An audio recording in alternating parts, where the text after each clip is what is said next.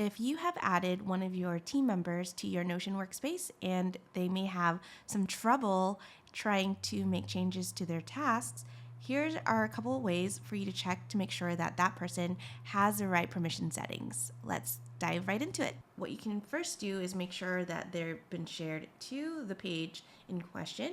For example, I have this Creative Agency HQ dashboard. If you click on share, you can go to the share tab and then see all the different people who have access. Currently, it's myself as well as a guest. So you can see what type of access they have. And maybe there you can click on where it says can edit, so that way they can review and see exactly what type of access they have.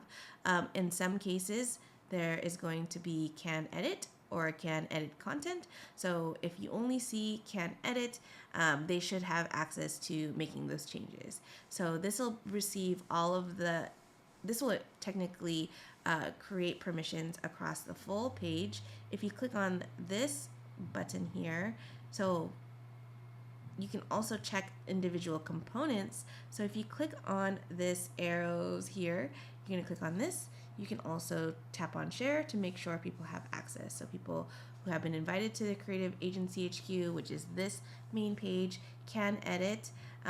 You can now see that can edit content. And now that I believe that's probably because now we're at a database view, is you can change this to can edit content, but they can't edit the database's views or structure. So if you want to maintain control over the types of views that you have within a single database, then you would select can edit content so they can make changes within the individual cells but not make any changes to the properties or views or any other complex items regarding this database. So if you are struggling with figuring out how people might have permissions, just look for the share button. If you'd like to go deeper within a database itself, you can go ahead and click within the database itself. So that is how you can get started. Hopefully that helps, and I will talk to you soon.